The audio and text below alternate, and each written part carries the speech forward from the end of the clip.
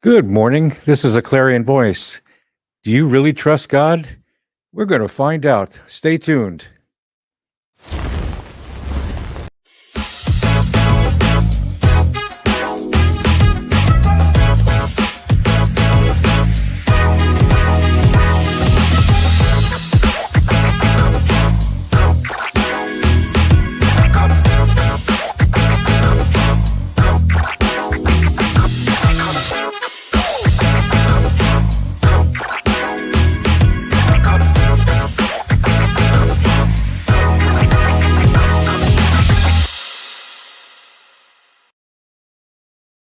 Good morning. This is Mark Sobowitz with a Clarion Voice, and this is episode 200. Yay!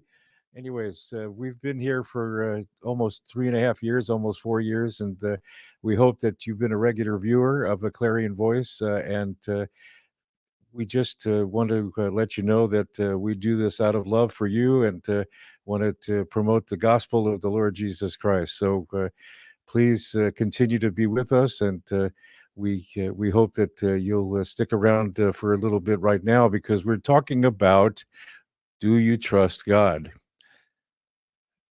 And that's something that you have to think about for a minute.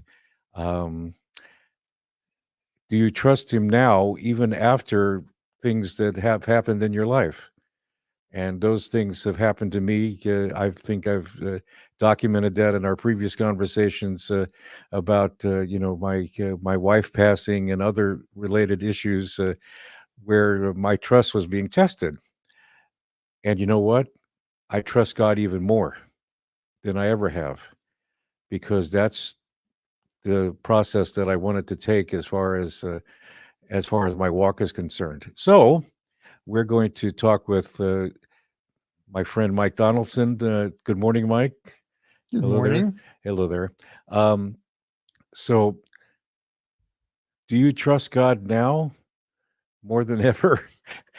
we This is 200 episodes. We're still adjusting. Okay. Trust grows when it's proven. And when the more God shows his faithfulness in being there, the easier it is to trust him. And so, do you trust God more now than ever? Yeah. Because time after time after time, he has shown that he is faithful, that he's been there, that he is there, and so I know he will be in the future. So that's how Now much more I you've trust been him. through, situations like hurricanes in Hawaii and things like that, Yeah, okay? right. And so at the time, his timing about, where you were going to go from there involved waiting on him, which also is in part with trusting in what is going to happen, that he was going to get you out of this situation. How did you feel about the trust aspect of it, though? Well, in the middle of that, yeah, you have to trust that God has given you the abilities that you have. Right? Some of it's training. I mean, people get trained for something and they don't even know why, and then all of a sudden, boom, here's a situation where you need to use all that knowledge as you were just trained for. That Right. that to me is a God thing. Right. You know, Well, says, yeah. "Oh, God had me go back to school and learn blah blah blah blah blah to be a nurse." Now all of a sudden something's happened, and you're needed as a nurse. You hear Hmm. what I'm saying? I know people have gone back to school and they learned how to be an EMT, right? Right. And I think there's a reason for all of this. In certain situations, it's going to happen. Okay, so you trust God that you heard, I need to go back to school, or I need to learn about this, or how does this work? And so God gives you these great abilities. You got to use them. That's kind of like um, putting your faith in action. Right. Because faith doesn't mean just sitting back in the chair. And Hmm. I keep referring to that joke, where it says, God, please save me. The flood was was rising. The guy was on his Right. roof. Yes. I sent you 3 boats and a helicopter. True. They were, Yes. and so there's a point at which where you got to say, this is it. This is what he's done, and put action into what he's already placed in you. And the more is like a muscle. The more you exercise your faith, the greater faith that you'll receive. Okay. We were talking last night about emotional intelligence. Yes. Okay. So, in the midst of a stressful situation, whatever it happens to be, you're not, you hope that you're able to learn what you have been given as far as, God's instructions are concerned. But in the midst of all that, trust sort of goes out the window a little bit because, you hope to have the emotional strength to be able to deal with that, whatever the situation is. And so when you look back on it, then you're saying, "Oh, okay, that's why God put me through all this." But in the midst of the situation, there isn't necessarily that trust because it's a knee-jerk reaction sometimes, depending. It's a reaction of fear, maybe. I mean, how do you how do you develop the trust when you're in the midst of a situation like Well, that, you let's see? see. Yeah. Um, Again, well, when I got saved, it was it was because, and I mean, like, I was raised in the Catholic Church. I talked to God a lot. I wasn't getting a whole lot of Mhm. answers, Right. you know, but I did a lot of talking, and I don't mean, you know, exercised, the constructed prayer that they had. I mean, everybody did all that stuff. I mean, I used to just take walks and talk, you know, but I wasn't getting a whole lot of, you know, the faith, where's your trust and stuff, it comes when, and then when I got saved, God says, okay, so remember that time that horrible thing happened to you? Yeah. He showed me where he was in that. He said, I was there. Every horrible thing that I thought, Mhm. was the most horrible thing in my life, at, at the ripe age of 20. At that point, um, he was there, and he showed me that he was there. He told me those are his very words. I was there. I saw what was going on because when you're going through stuff, what's the first thing you think? God's not here. People are probably saying that right now in Israel. They're Right. saying that in Palestine, on the Right. Gaza Strip. Where is he? You know, Well, but that's what I mean because, that yeah, that yeah, go ahead, but I'm my sorry. point is, I'm sorry, it's a long way to get around this. No. My point is that once you start to see his faithfulness, when you're in the middle of a situation, you don't stress about how he's going to complete it. Whatever the task is you need to do, whatever needs to happen in your life, whatever comes to pass, you trust him that no matter how it comes, it's him. Okay. Okay. Does I that see make what more you're saying, sense? yes. But it's not like, uh, it's hard. I'm not saying it's easy, God, because you're praying, and you're emotional, and you're in the middle of a trauma. It's hard just to dial down. But Right. who would you rather follow? Someone that is emotionally scattered. That's like, "Blah, Mhm. the sky is falling," Yeah. you know, or the person that's little bit more restrained in his emotions, and taking care of things as they come. Okay, so you need to do this. We're going to start organizing the situation, because I've seen both. Mhm. I've been around both. Who do I choose? I'm not the one that has the more calmer demeanor. Well, yes, of course, That's yeah, the emotional intelligence. right. Okay, I love that it's term, it's it's being able to control your emotions no matter what. Okay, now let me flip this script. when there's something that you desire, because we talked about manifestation, when there's something that you desire, if you take your thoughts of something that you want and you combine that with a strong emotional response Yes. to what that is, Yes. that's when the joy happens. That's when things start moving, Right. you know? Okay. So there is, and that, okay, oh, attach an emotion to your Mm-hmm. thoughts, to your beliefs. Yes. That's what makes it powerful, okay? Right. Well, that's intelligence also. Being able to use your emotions to To manifest. right. Definitely, because there's a neuroscientist that I follow on YouTube. His name is Joe Dispenza, Dr. Joe Dispenza, and he talks exactly about what you're talking about. Your That's probably thoughts, where I got it.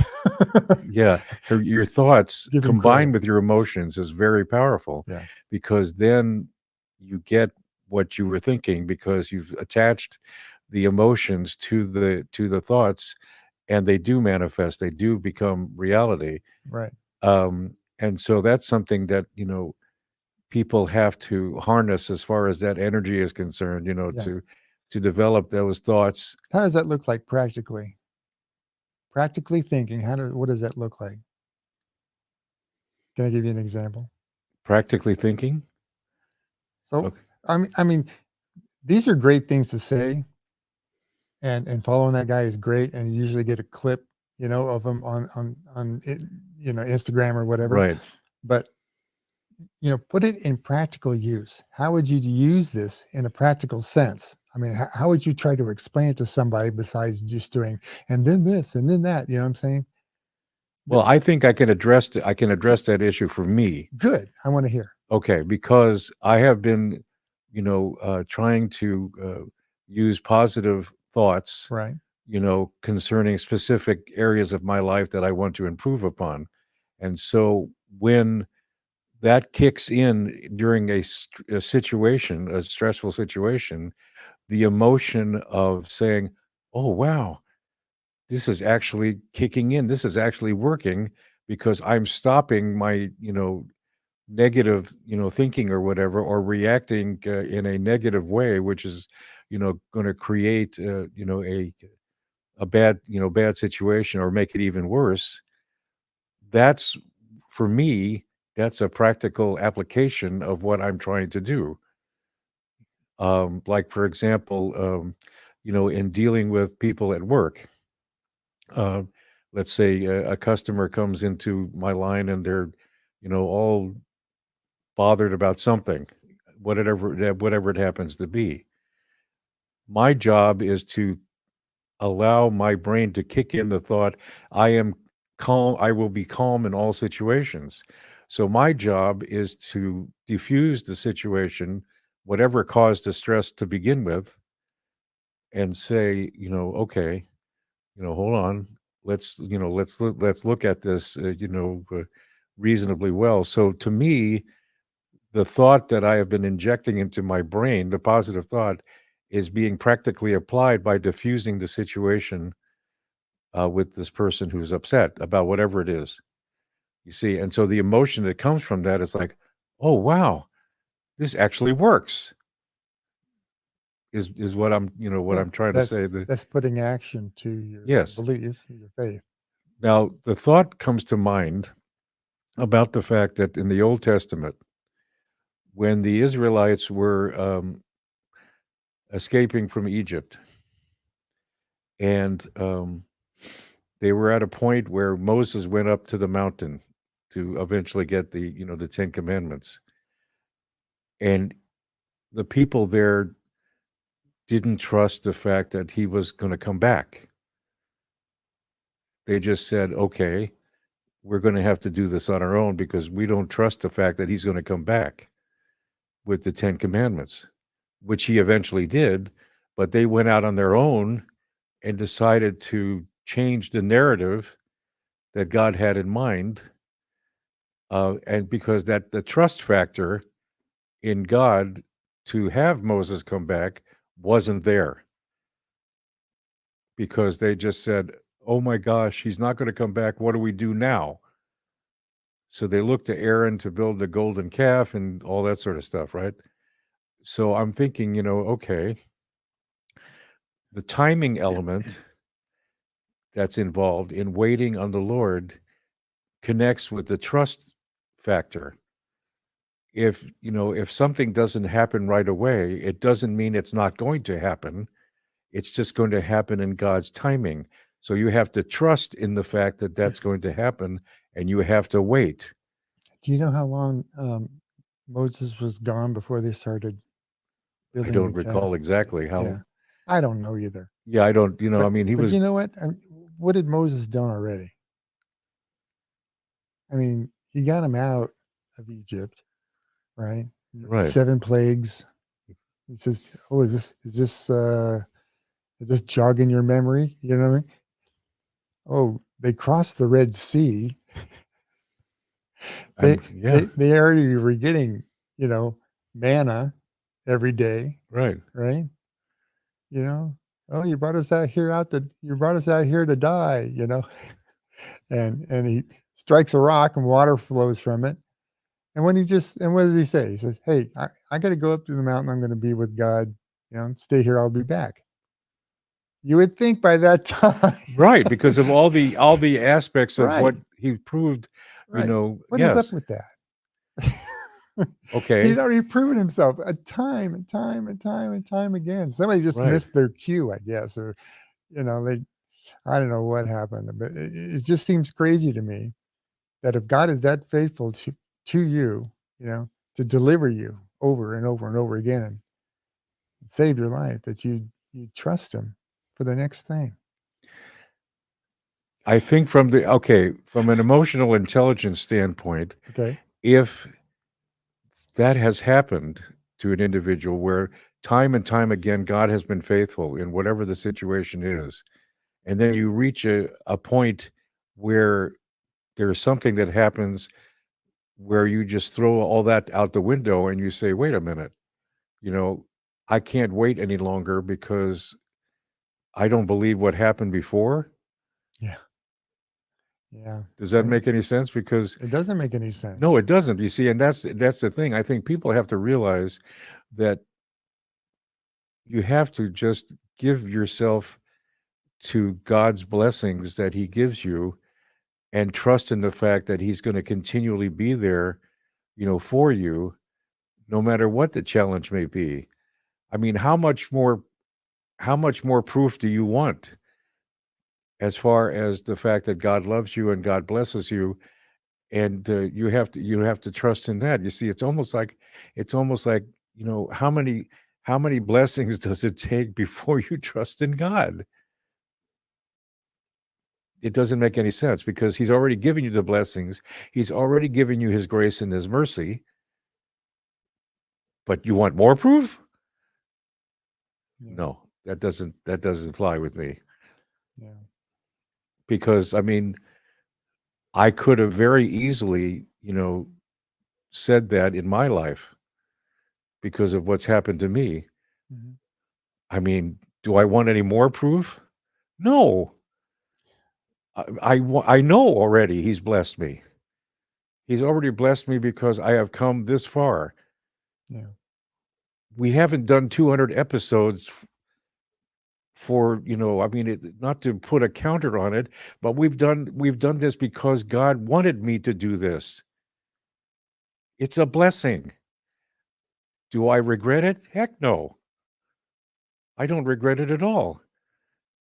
I if I were to tell somebody, I don't like doing this anymore, they'd probably look at me and say, "Are you crazy? How much more of a platform do you want? How much more do you trust in the Lord?" I mean, I don't know. So it's like the title of what we've been talking about. Do you trust me now? How many blessings does it take? It sounds like a math problem or somebody. How many blessings does it take before you have unequivocal trust?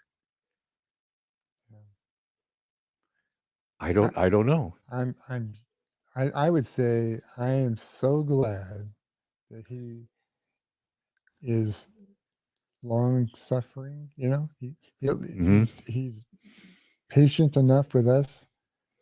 Yeah, he's not in a hurry. He's not stressed out. No, that's right. Exactly. He's not, and we are I mean, yeah, all the time. I it's mean, like you because want to be like God. Stop. Just yeah, stop it. right. I mean, I don't know what it. I mean, I don't know what it takes. I mean, you know, uh, to uh, to understand what he's about. I Yeah, mean, but yet, yeah, when things come up in your life, you're thinking, yeah, what am I going to do? You know, well, the sure, first thing to do is to calm down and just pray. All right, right, Lord, you're either showing me something or I've missed something.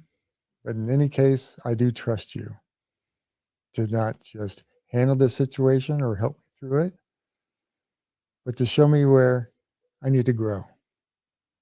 right, You sure, know, that's trusting in God. I mean, from early on, anytime I had a trial, it was, Lord, show me, please, and let's just get through this quickly. I'll, I, I of want to learn course. as I want to learn as fast as I can. You know, it that's asking for wisdom. And what does Proverbs tell us? If you're asking for wisdom, oh man, you just asked for the greatest thing. Exactly, because I mean, Solomon was that way. He had a Yeah, choice. He asked for wisdom first. right. I mean, and that's I mean, like I expressed, last night, one of the greatest gifts I could be getting is to have that wisdom and discernment to make the right decisions because God is on my side and God is directing me. It's for you, not against you. Right. And that's, see, when you're in the midst of a traumatic situation, you're not always thinking that way. The emotional intelligence comes as to address what you were saying before. You were to look to a person who is calm in the face of the situation Mm. and just sort of levels it out, whatever the situation is, and just thinks it through and just gives it to God. Right. Yeah. So I would say someone who is emotionally immature, tends to react quickly. They tend to be offended at the drop of a hat. You know, uh, these are people that haven't really gone through real problems. They have to make something up because they're just too bored in life. You Mhm. know, Yeah, it's just I think it's a matter of I believe that the waiting part, the timing part, and the trusting part are sort of interconnected. Because if you wait on the Lord for his blessings, whatever they happen to be, you may suffer somewhat during the course of it, but you will learn eventually, what God wants you to learn. you mean like count it all joy when you encounter various trials, knowing that the testing of your faith will produce endurance, and let endurance have its perfect work in you, so you can be perfect, complete, and lacking in nothing.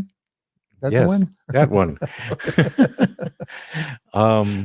Or Jeremiah 29, 11, which says, I know the plans I have for you, plans to prosper you and not harm you, plans to give you hope and a future. You think people believe that? I mean, you got to believe that he has a plan to prosper you. But why am I like this? That's not his plan. Let's hook into what he's doing. There's something that you're not hooking into his plan. If he's got the plan, I want to know his plan. I don't want to Well, do my plan and see if he'll bless it. right. That's true. That's true because not it doesn't always work, Yeah. that way. I mean, if God has a different idea about what he wants you to do, he will reveal it to you when the time is right. And then if I look back on my situations, I would say, "Oh, that's why you wanted me to do this." Oh, Yeah. Oh, the big proverbial, oh, yeah. okay, I get it, but sometimes people don't wait. They want to change the narrative to fit what they think is, the right thing, which is what, we were addressing last week with morality and things like that, about the fact that people think that they know what the right, what the right from wrong is, and it doesn't always work with, with God's timing and the planning that He has for you.